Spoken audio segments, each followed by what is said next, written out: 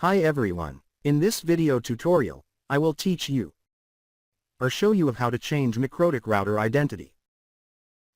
This is very easy and quick friends. Just follow me. So now, let's start. Log in to your Mikrotik router.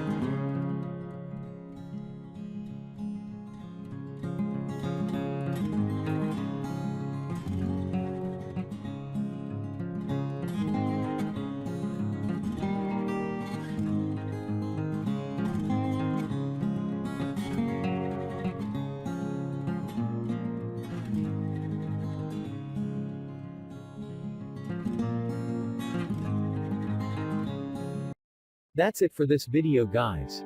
If you like this video, please do not forget to like, share and subscribe.